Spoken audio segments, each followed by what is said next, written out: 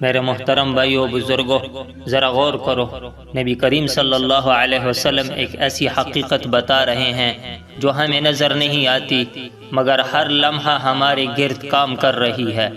نبی کریم صلی اللہ علیہ وسلم فرماتے ہیں، ابلیس کا تخت سمندر پر ہے۔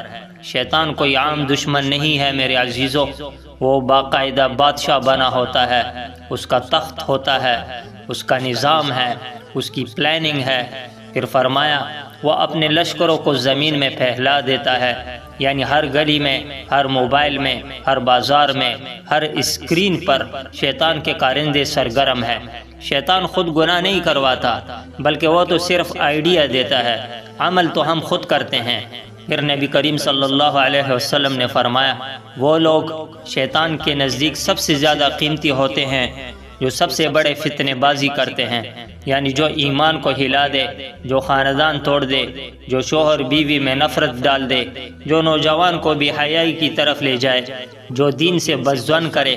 شیطان کو وہ گناہ پسند نہیں جس کا اثر صرف ایک آدمی پر ہو، اسے وہ گناہ پسند ہے جسے پورا معاشرہ جل جائے۔ اس لیے زنا سے زیادہ فحاشی کی تشہیر، ایڈورٹائزمنٹ، جھوٹ سے زیادہ افواہوں کا پھیلانا، گناہ سے زیادہ دین کا مذاق شیطان کو زیادہ عزیز ہے۔ تو میرے عزیزو، شیطان کی مجلس میں سب سے آگے وہی بیٹھتا ہے جس نے سب سے زیادہ لوگوں کو اللہ سے دور کیا ہو۔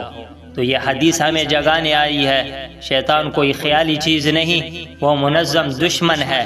اس کا مقابلہ صرف ذکر، تقوی اور سنت سے ہو سکتا ہے۔ اللہ تعالی ہمیں شیطان کے فتنوں سے بچائے، ہمیں اس کے ایجنٹ بننے سے بچائے، اور ہمیں اپنی یاد میں اتنا مشغول فرمائے کہ ابلیس کی کوئی چال ہم پر نہ چلے۔